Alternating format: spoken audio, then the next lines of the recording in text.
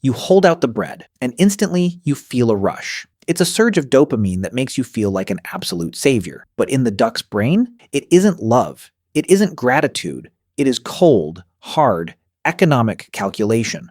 For over 200,000 years, every single calorie your ancestors consumed was a life or death math problem. You had to burn energy to find food, hoping that the reward would ultimately outweigh the burn. If you look closely at your ancestors, every move they made and every step they took was meticulously tracked in a biological ledger. Every wild animal alive today is essentially an accountant, operating on a strict daily budget of energy. If they spend that energy chasing a meal, they burn their vital reserves. If they miss, they go bankrupt. And in the wild, bankruptcy means death. This is known as optimal foraging theory. It is the relentless pursuit of maximum calories for minimum effort, and it is the exact equation that keeps the ecosystem perfectly balanced. You don't run unless the meat is worth the sprint, and you don't dig unless the worm recharges the effort. If the math fails, you die. Nature's math is brutal, and it is unforgiving.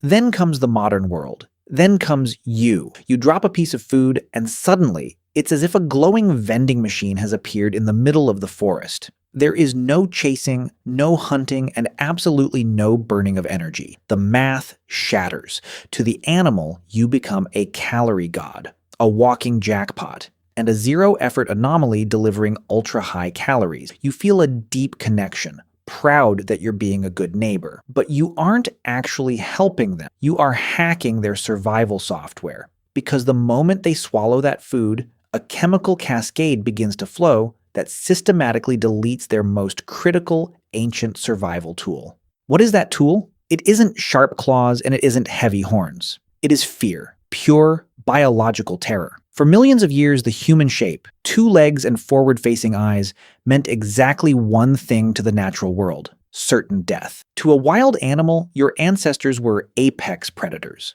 and an absolute nightmare. Deep inside the animal's brain sits a tiny structure called the amygdala, which serves as nature's primary alarm bell.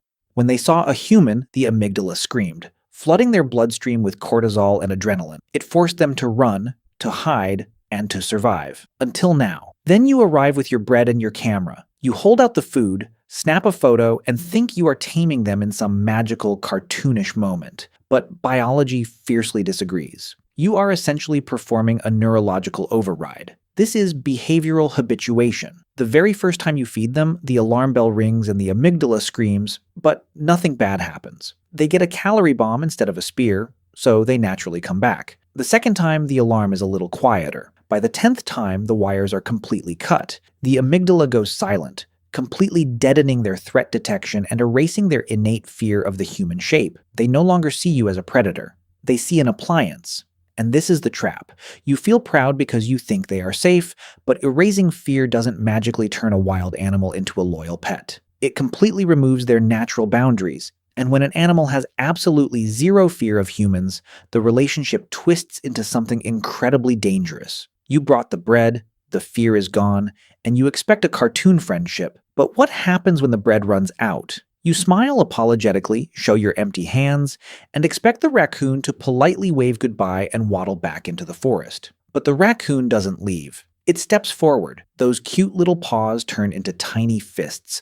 The lips curl back to reveal sharp teeth, and with a vicious hiss, it bites the hand that just fed it. You are shocked and feel completely betrayed, wondering how they could do this after all you did. But the animal isn't being ungrateful. It is strictly following the ancient law of resource guarding. When your ancestors found a massive pile of calories, they didn't share it with wild predators. They defended it violently. In the brutal reality of the wild, high-calorie resources are extremely rare. So when an animal finds one, they claim total ownership. If another animal tries to take it or withhold it, it means absolute war. To the fearless raccoon, you are no longer a predator or a friend. You are a rival competitor hoarding the resources. When you withhold the bread, their brain tells them you are stealing. You are a broken dispenser, and nature fixes broken dispensers with wild aggression. It uses violence to establish dominance and extort the calories by force.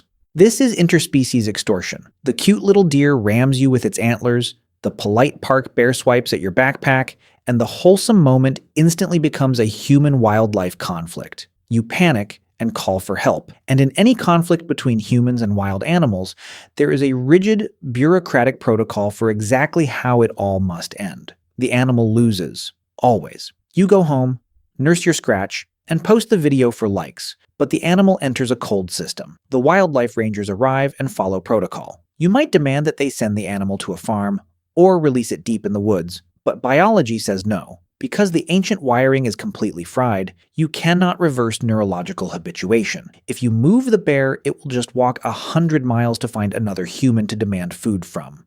There are no exceptions and no second chances, which means wildlife management has only one tool left: lethal intervention. They euthanize the animal. There is a grim truth in conservation. A fed bear is a dead bear. You didn't help, and you certainly weren't a savior. Your empathy signed their death warrant, and your kindness killed them. For 200,000 years, your ancestors understood the wild. They respected the boundary, they kept their distance, and they maintained the fear, because ancient fear is the ultimate protection.